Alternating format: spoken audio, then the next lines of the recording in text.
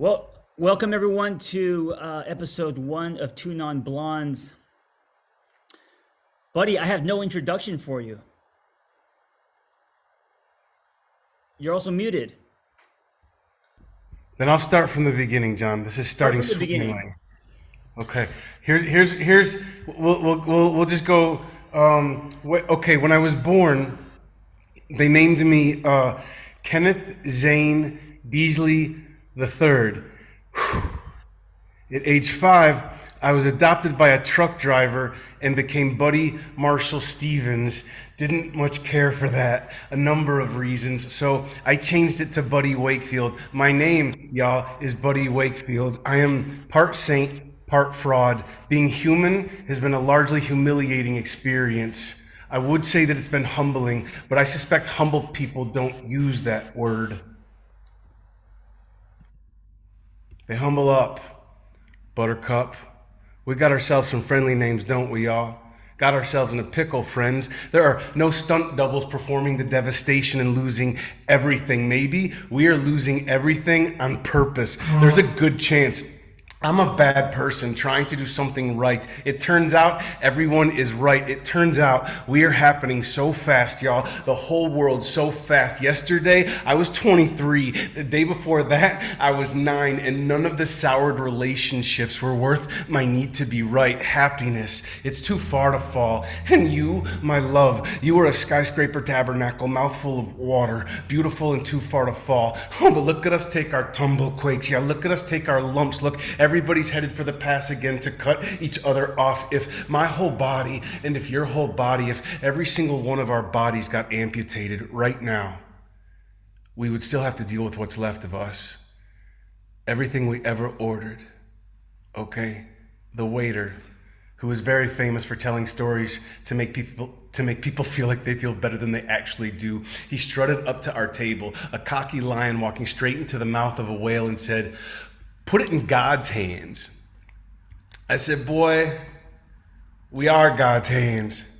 Stop standing like an apology you never meant to give. Your context is unruly." The waiter reached across my audacity, evenly placed the silverware, then politely replied, "Sir, you don't know me. You know a mistake I made. Now, who ordered the worst case scenario? Maybe I did. Y'all, maybe you, maybe on purpose, until everyone in the whole world found out everything we were ever terrified of being found out about, and no one was impressed with our nightmare. Air does not have an ego. Pay attention then. When it enters and exits, each one of us feels desire inside them and can point to it on a map. Stop acting like you don't know which direction your life is going. It is hysterical, y'all, pretending to be something you're not. The loneliness is so goddamn blunt. Everything here on the ground is a trigger. Don't expect to be warned again. You're a full-grown jawbone, though I have zero proof any of us are adults, but there is still a voice inside of me that believes we will make miracles of the laughter left between us. Recently, I discovered a word that will fix everything I broke in our home, rescued it from my body, and passed it on to people who will use it properly. You finally leaned over to my ear, whispered so close to my throat it fogged up the knife, spoke what you thought was my name until I could not remember where it is I came from, then patiently waited for me to explain what in God's crippled name I'm even talking about. So I clenched your history and I pulled it out of repeat, and I loved you forever. While we all sang these words like a choir of honest killers, learning to leave the beast behind. If I go forth from this world without you, I did not forget to survive. Both of us. Woo! Welcome, y'all. Welcome to Two Non-Blondes with me and the angry therapist, John Kim. It is great to have you here. That's a lot of energy, so I'm just going to assume behind all your cameras you're doing this because this is what it looks like to clap on Zoom, and I'm going to receive it like that. John, how you doing, buddy? I'm doing well. For the people listening on our podcast, what did you just do with your hands? You said clapping. What did you just do with your hands? Yes, you got to tell us for people not watching but listening. But he has his hands up in the air like he's giving up. This is how you. No, you're not giving up. You're shaking. You're doing jazz hands. And so that is what clapping looks like. Is that something you made up, or is that kind of standard in the poetry world? I'm not sure, John. I just always clap with my hands up. Hey, one thing that resonated with me, like neon, and that is none of my sour relationships were worth me being right. Yeah. And I wonder why that hit me like a gong. What is your poem about? There's so many layers and so many doors into deeper conversations. But broad strokes, what's the story behind that piece? This piece is a response to This Life Is My Partner. I guess it's an amalgamation of resonance from it, from This Life Is My Partner. That's what it's about. What is your favorite line in that poem you just did? Oh, favorites. I think things can be. I think things can be 100%, and after that, it just doesn't get any better than 100%. And there's so many 100% lines in there because I took the time to. I keep something called the gold mine, where all of my favorite lines are that I haven't used in other pieces. I store them there, and I know that when I open that document, the only thing there is just going to be all lines that resonate for me. And I wrote that piece entirely with lines that I had already put there that resonated, and through the power of association and the reality that there's a point of connection in everything, I just wrote the piece from that starting place. Going back to my favorite line, I just want to say, because for the people that just entered, none of my sour relationships were worth me being right. And as I heard you saying that, like an MTV montage, I played back my relationships lightning speed, and I thought to myself, all the times that I fought so hard and wasted energy to be right was a waste. None of it really was worth that. And what's really powerful about that line, it also checks me in moving forward to let go of the need to be right. Except with you. With Buddy, I'm holding on to that rope with two hands. It's necessary, John. It's also very clear. What do you think about when you think about your previous relationships? Not just romantic, just in general, all relationships. Have you ever struggled with the need to be right? Whew, very much so. I have struggled with the need to be right in almost every one of them.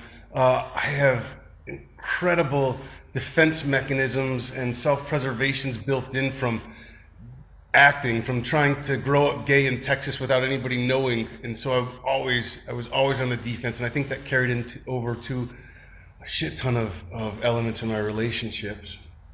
One of the other things that I really related to was when you're talking about your name, right? So is that a true story about your name and how you became Buddy Wakefield, and what your birth name was and what's the difference? Absolutely, yeah. So my Korean name is Chulgi, right? Wait, say this again? My Korean name is Chulgi, and the teachers couldn't pronounce it. And so all the way up until the fourth grade, the teachers just called me Chucky. This was the 80s. And they would go through the roster, and it would be like, Steve, Brad, whatever. And they would be like,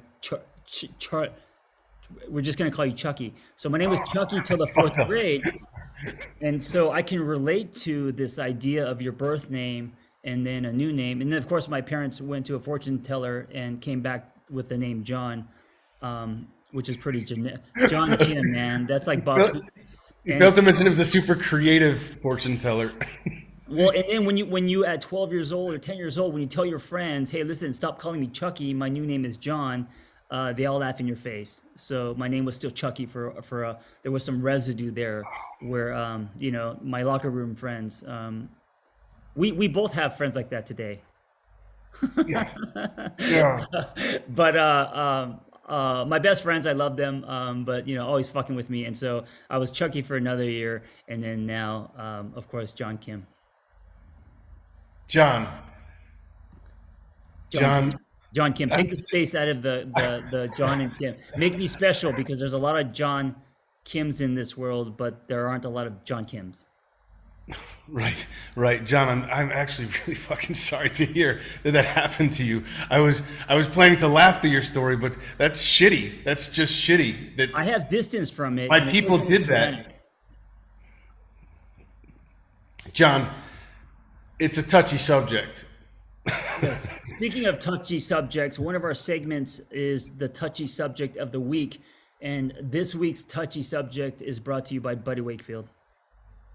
Well, thank you. Touchy subject of the week. Let's come up with this touchy subject. Here's the thing. We talked about it, John and I, what the touchy subject would be, and I wanted every last motherfucking single one of y'all to acknowledge how caffeine is driving the whole world insane. But I think we're saving y'all fucking up the world with caffeine for next week, because it may be too touchy to start with. Listen, this week's touchy subject is from a quote I saw on Twitter by @r/AdvancedSpirituality. Now that name is a bit self-indulgent, but I got to tell you, I've been following this dude for a while, and everything this guy posts is gold. Again, it's @r/AdvancedSpirituality, and he says the best way to solve the problem is to stop participating in it. Which is to say, with very few exceptions, and this is where it gets touchy, you are participating in the problem, the one that's happening for you right now.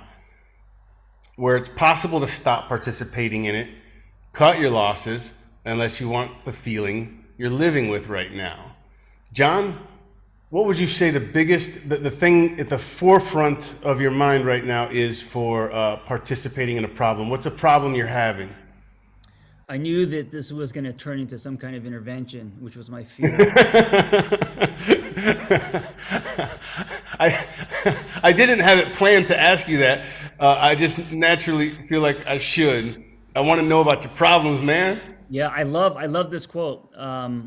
You participating in the problem is the problem, right? So for me, I think my participation in my current problem is it's an inner thing. It's that whole fighting who I used to be and how I used to think. It's the me growing up in Los Angeles and being wired in a way where I'm just chasing things, and I'm better at it now than before, but not being present, and then tying the things that I want to my happy. And so I hit pause on life and wait for that shiny thing to come. And if it doesn't come, I don't really live, right? I'm just kind of there. That was most of my 20s and half of my 30s. And I think that self-betterment can be like recovery, in that we can snap back like rubber bands. And so me participating in that, giving that mindset energy and weight and fuel becomes the problem, right? It stunts my evolution.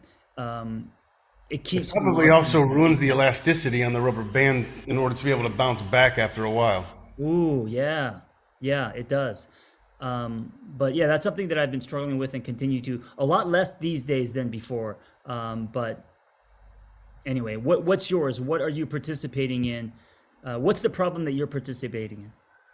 Fucking A. So listen, dude. Hey, let me buy you some time. Everyone in the chat, can you put in the problems today that you are participating in, which is, feeding that problem? Okay, buddy, go ahead. So when you brought this up, I knew this moment was going to come, and I don't know.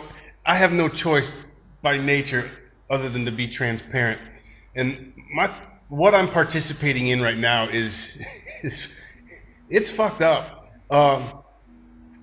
I am in limerence with someone. If you don't know what limerence is, God, I wish I had the exact. John, do you have can you Google limerence and give us the exact definition on it? Keep going, I'll do it. So I'm in limerence with someone, and this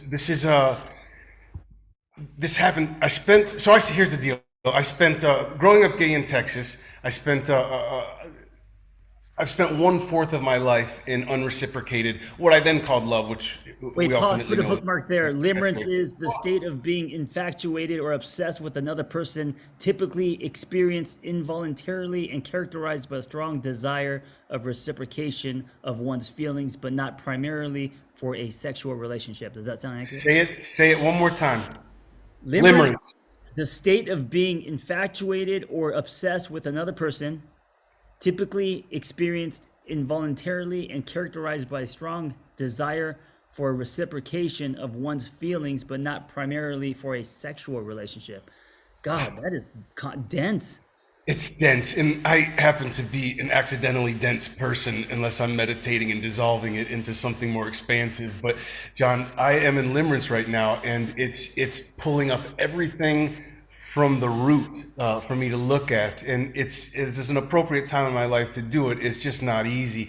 And what I was saying before was, I spent 1/4 of my life in unreciprocated love. At that time, I called it love, but I know now about infatuation and obsession and other names for it that are also that are just an amalgamation of a lot of dense subjects that are hard to navigate.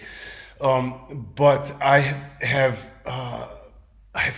found myself in limerence, which if the definition read wasn't clear, it's not a reciprocated thing. And so I need to move on, and I'm still looking for an answer before I move on, and I'm holding on, and every day there's a smart guy in my head that's like, dude, the sooner you cut your losses, the sooner you're going to feel better, the sooner you commit to for me, it's my higher power. And if you're here and you don't believe in a higher power, I just want you to think for a second of your ideal self that you're not being, and call that your higher power, just for today. You don't have to believe in a big white guy in the sky with a beard. Hold on, shit's going down in Porto. All right, so that's what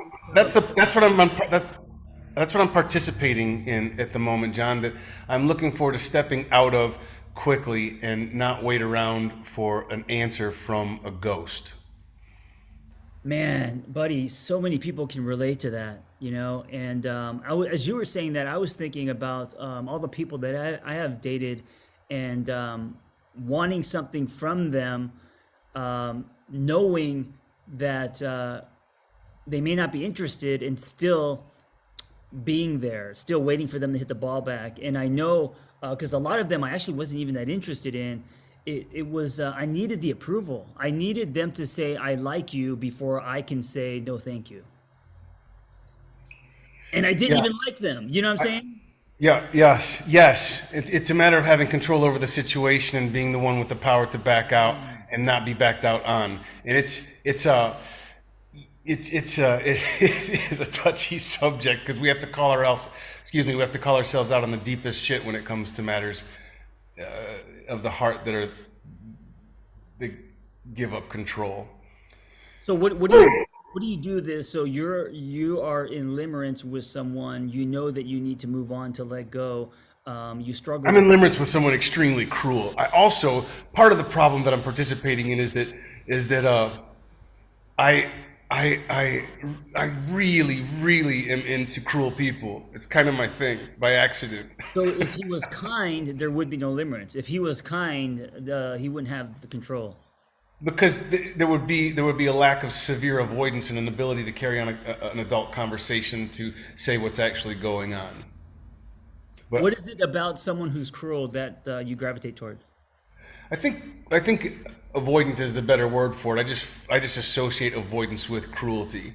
I think it is. I think it's one of the toughest things you can do to a person who you've What who is it you've that attracts? What is it that attracts you to an avoidant?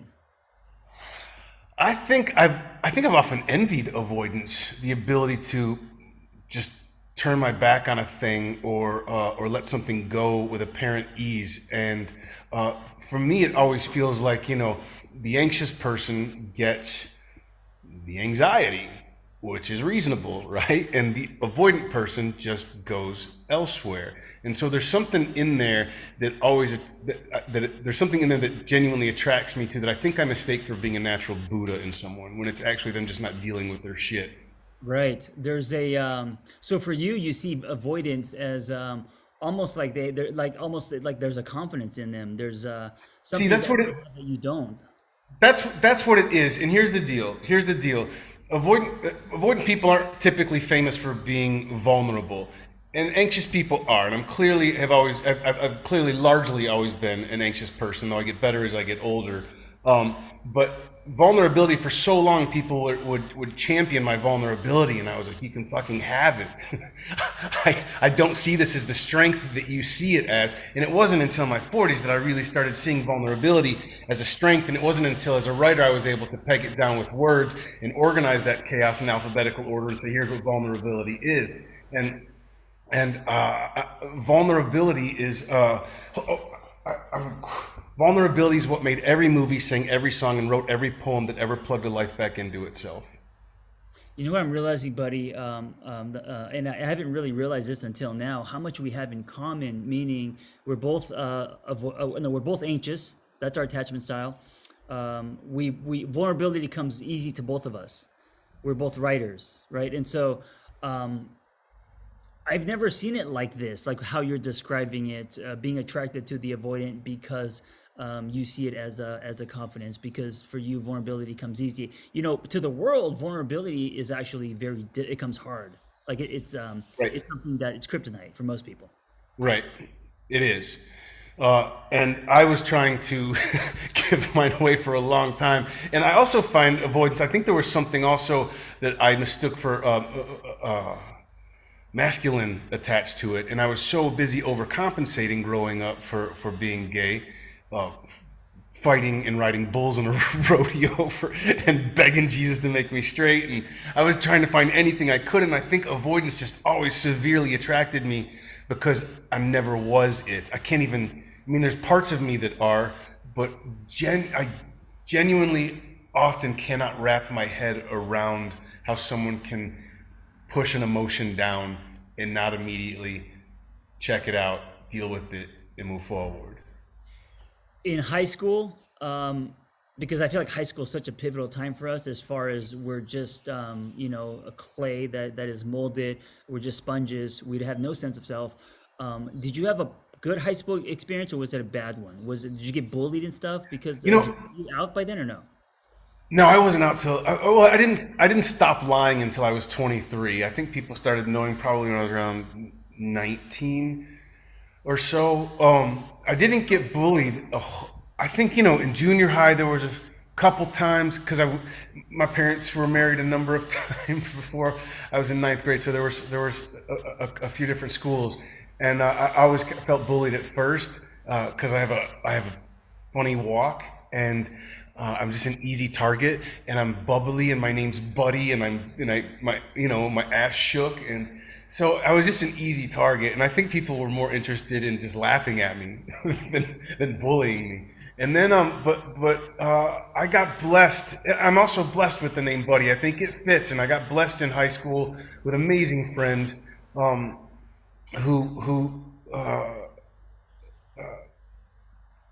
were looking out for me. I think I'm getting more nostalgic and forgetting the question, though, John. Get me back in the guardrails. What did you ask me? I have this theory that depending on our high school experience, if we have a bad one, it kind of positions us as we grow up and discover love, where we try to make up for shit that we didn't have or who we weren't, right? So if in high school you desperately wanted to be the prom king and that didn't happen, and then you grow up and you get any kind of sense of self, now you want that crown, right? Or the prom queen or whatever. Or if you were, quote unquote, a nerd, and you just wanted to be in the quad with the cool kids. Okay, I follow you. Whereas I just... Sorry, go ahead. I follow you. I see what you're saying. Okay, so for me, it's sex. I just wanted to have sex. and it wasn't fucking happening. It didn't happen for a very long time. I talk about it in one of my pieces where I went to a college that was #1 in the country for criminal justice and #2 within itself for agriculture. So basically the whole campus was cops and cowboys. And I wasn't having sex, and for me that was a thing. Like that's hot to me. Have you made up for it now? I feel like you have, knowing you. I think I'm doing okay. Yeah. I think we're making up for. I think we've made up for time. Yeah. It's another thing you and I have in common, by the way. And sex has changed for me, obviously, because I'm 49 now. But man, when I was in my 20s, I felt that maybe I was a sex addict. I mean, I was a walking erection. I know most dudes are, but I think it was all I thought about. It was 99% of my day. Yeah. And I didn't like lose control of my life. I did go to SAA meetings when I was married. I did not know that. Yeah, dude, I went to a lot of SAA meetings. I thought I was a sex addict. I might be a recovering one. I don't know. I wasn't like losing careers and relationships because of pornography or prostitution or anything like that. But But it, I could. but it was consuming mass quantities of time. Yes, it was consumed. You know what? It started with the movie Weird Science. That was my first imprint where they created when she showed up in the room after they took the bras off their heads and they made the perfect woman, and she showed up and she's like, "Let me show you around." That visual imprint, dude. I would sit in my mom's room at like age 12 and just pray for her to show up in my room. I don't know what it was, man. And since then, I've just been so sexual. And in a lot of my relationships, especially the first big one, hanging sex over her head, pressuring her. And of course, that equals, a lot of anger and resentment on her side. And it's always been the case until now. Now today, I'm definitely not as sexual. Well, you're 83 years old, John. Of course you're not. Fuck. That is my current age, ladies and gentlemen. I want a conversation and a hug, and I want to, I want some. I was gonna say wine. I don't drink wine, but I need to be held a little bit. I need some eye contact. I need some kissing involved, and before it was very different. Anyway, my point is another thing we have in common is the sex piece in our life. Yeah, I'm really thrilled, actually. Any anonymous program actually holds a pretty special place in my heart. There was this period we've talked about this in 2015 where I was at a Vipassana meditation center, and I reached accidentally there was a moment where there was bliss, and there was true bliss, like Eckhart Tolle style bliss. And hold on, let me mute somebody. It's not like someone flushed the toilet, which was interesting when you said bliss. But that's what it sounded like, a toilet flush. Go ahead. So I experienced bliss, and what the hell were we saying, John? I don't know, but I think you're. I was over here muting people. Present. You don't know what you're doing. It's called. It's just here and now. You're very present, which is bliss. You're in it now. Hey, Pam says one definition of limerence says that often it occurs when there are cracks in our primary relationship. It's also a symptom of relational trauma from early life, attachment wounds. One definition calls it a condition of cognitive obsession and states it appears to be genetically driven. Interesting. I feel all of that. I feel all that very deeply right now. We are moving on now to the next segment. I think we should move on before y'all just become my therapy session. Hey, but you know what? This is what this is about. And also, buddy, you made a promise to me that one, you will never arm wrestle me again because I won that. And two, oh my God, that's so not true. Two, we have photos of it, and actually a whole video. And two, we are both going to allow the conversation, energy, and the time here to be its own living, breathing thing, and we are not going to stand in the way of it. Exactly. With just a few guideposts. Every week, I really want to open with a poem, set some tone, and put some substance out there. If you don't get anything out of it, good luck finding your soul. And I do want to do a touchy subject of the week. I think shit needs to get touchy. Yes. And I also want to find out people's revelations that they just had this week. It doesn't have to be an entire life of revelation. Just one revelation. Yes. And then let me insert a backstory here on the word revelation. I use it often. It came from film school where my screenwriting teacher said, no one can leave class until you give me a revelation on the movie you just saw. And everyone would be like, oh, fuck. But then I was in the back room thinking, fuck, I kind of like it. It's almost like slap me a little bit. It was very hot. And so I steal that. And now I demand revelations from people who are in front of me. So this week's revelation, if you can put it in the chat, and Buddy and I will also share our revelation of the week. Yeah, I'll start it off because I'm really excited about mine, actually. It's born from a lyric in a song that I was playing before we but before we let y'all in the room, or as we let y'all in the room, called Hideous Glorious by the Barr Brothers. And I wanted to play it for y'all today, but because of copyright stuff, I can't. No fault of the We can band. actually, no, we are going to play it after I stop the Yeah, let's recording, end with it. and we'll end with that song. Yeah, great. I'll end with it. Here's the lyric, though, is I can still feel the hole where the revelation nailed me to the wall. Now I can't recall if there was any revelation there at all, or just some kids getting high about it all. Now, I think it's fucking great. I'm going to say it again because I want to. I can still feel the hole where the revelation nailed me to the wall, and now I can't recall if there was any revelation there at all, or just some kids getting high about it all.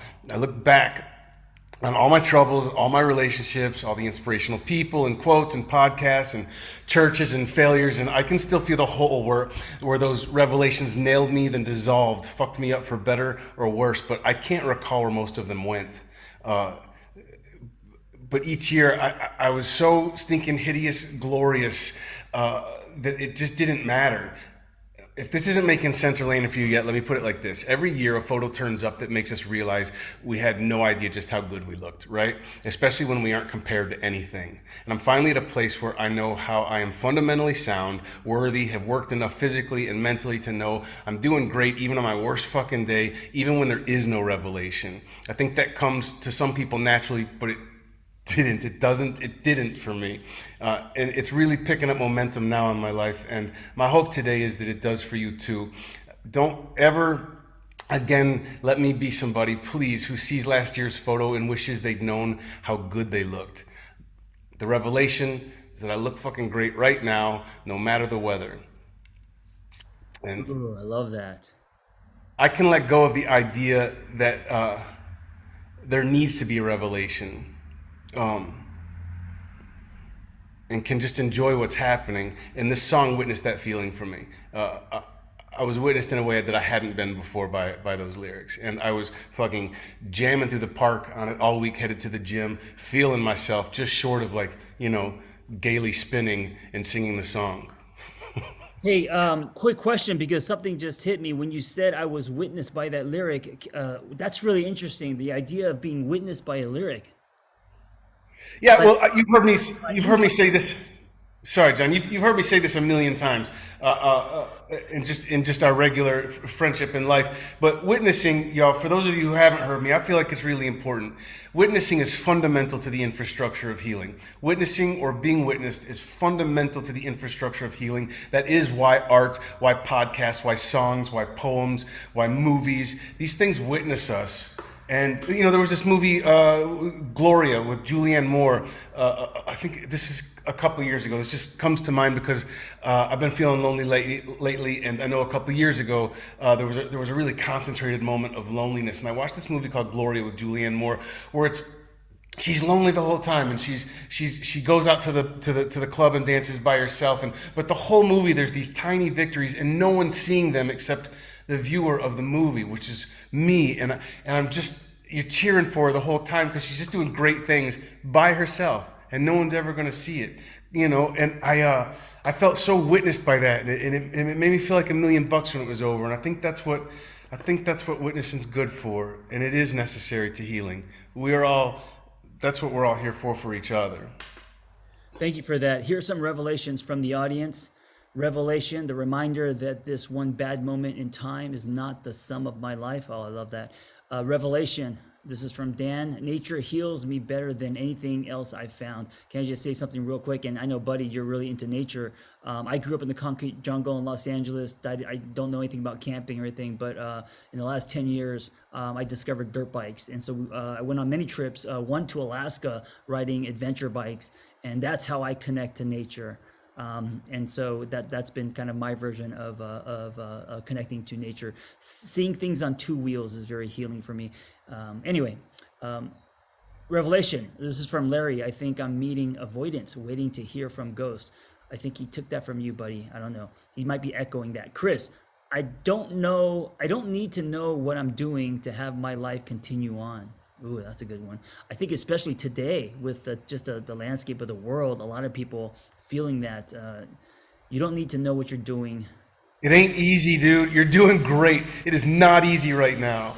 We are coming out of a weird fucking collective trauma. You are doing great. And if you're feeling a fucked up way, of course you are. That needs to be your mantra every day right now. When you're feeling fucked up or bad, of course is the answer. You're doing it right. Dan's revelation, 3 happy faces with heart eyes. Alex, revelation, my mistakes are necessary of my own forgiveness in order to improve and grow.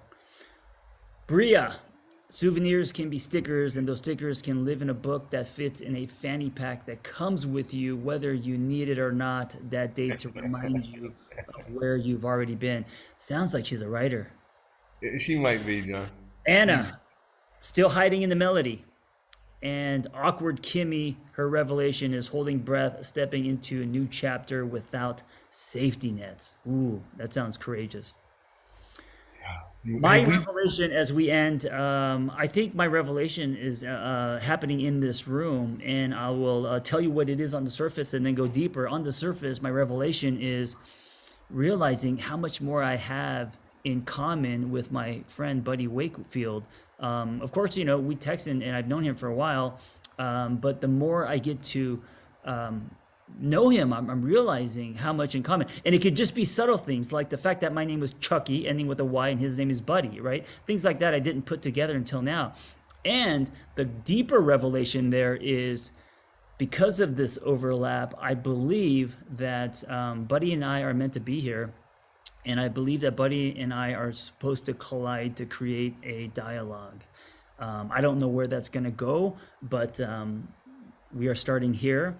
And I feel, Buddy, I feel like with this, and I know this is the first one, it feels organic. It feels seamless. It feels like it's meant. And so that's my revelation of the week, that I'm meant to do this with you. At least I love it, John. Everything does feel good except for my short-term memory. Otherwise, it feels on point. Last revelation from Barbara. She says, the impact and importance of truly being seen hit me hard today. Yes, amen to that. Hey, can you, John, if you still have it in front of you, the very first revelation you read, will you read that again for my own? Read that again. The first revelation was the reminder that this one bad moment in time is not the sum of my life. This one bad moment in time is not the sum of my life. I'm writing it on the back of a card. The only person who sends me cards in Portugal is my Aunt Pam, and I just saw her that she's on here. Hi, Aunt Pam, I got your card today. All right, y'all. John, take us home. We got questions, right? We're gonna end with a Q&A from anyone in the room, and we're gonna do just about 5 to 7 minutes of that. So raise your yellow hand, and we will call on you if you have a question or a comment. Or if your revelation was too long to type and you want to tell us about it. Sure. Do that. I'm looking right here, John. Okay, help me, co-pilot. No one wants to be a voice in the time capsule. Well, we didn't prepare them, John. No, it's like eating chips at a party. One person comes up and then everyone. Yeah. I'm the dude. I'm that dude. Oh my God! Especially if here's a fucked up thing about me, John. I don't know if you know about it. It's ranch dressing. I know it has a bad reputation, but if those chips had ranch dressing, I would easily be the first at the party. And I actually have dry packets of it shipped to Portugal because no one eats ranch with their pizza here. And I already have to sacrifice root beer because no one drinks root beer here either. And I can't bear to eat pizza without ranch dressing and root beer. So, it sounds delicious. There you go. I'll fucking take the first chip. I won't think twice about it. Hey, everyone. Thank you for joining us today. Buddy and I will be here in this space every Tuesday at noon, and we hope you bring a friend. And I used to go to these little home churches back in the day, and I kind of want this to be that kind of the feeling of a home church, us getting together, having some fun, going deeper, and then broadcasting it. Any last words? You got 10, 9. If you got a question, if there's a voice in your head right now that wants to ask a question so badly, now's your time. 6, 5. Otherwise, we're out of here. And we'll see you next Tuesday and every Tuesday thereafter. Raise his hand. Bria, raise his hand. Oh shit. Okay, let's call. Can you grab Bria? Bria, unmute yourself and show yourself. Oh, show yourself. Damn, that's a little aggressive. Bria! This is my girl. Hi, Bria. I love it. Hi. Where are you? We just landed in Charlotte. We are loading in the show. I tried to turn down the music. I hope it's down enough. It's down enough. What's your question? What's the best thing you all ate this week? Ooh, I love that. I love it. Okay, I can't see. John and I are accountability buddies on the same fucking diet, and if I start saying the best thing I ate, shit's gonna come out. It's gonna come out in the open. Buddy, it involves egg cream. It's always gonna involve an egg cream stuffed breaded product covered in chocolate. Always, inevitably. You know what? I had a double at In-N-Out, and I know that I live in California, and those are common, but I haven't had one in years. So having that last week, it lit me up. And also having one by yourself where you can eat it like you have a problem, that or like in your car, eating it's very different than eating it in front of friends where you got to be proper and shit. Bria, thank you for taking the first chip because we got more questions. Will these be available to stream after the fact? I think that's an important question. John, can you tell us about the streaming situation with these podcasts? Yeah, we're going to start streaming these on wherever you listen to podcasts. So iTunes and Spotify and all the places. And so be aware of that before you start saying real names or, talking shit about your mom. You want to, we're just letting you know, this is going into the internet. Or out in the world. Yep. So use fake names. But when we call people and we say things like Steve and Pam and whoever, I think that's anonymous enough. Hopefully. Awkward Kimmy wrote, I don't know if there's supposed to be a question mark at the end of this or if it's a statement. You do any snake handling? No, it was supposed to be like if it's going to get all Pentecostal old school, like any snake handling's on your end. Okay. Oh, yeah. I was going to say that could have been taken like so many. See, that's why awkward Kimmy encapsulates me perfectly because that could have gone 14 different directions. Yeah, and I like that because I would obviously take it sexual. Definition of. I did too, John. Yeah, of course. What's wrong with us? We're the same person. Two left hands in this room. All right, everyone. We will see you next week. Hopefully, bring a friend, and Buddy is going to lead us out with that song. That yeah. Hold on, share screen. Computer audio. Get that song queued up, buddy. There was some shit. Well. Boom.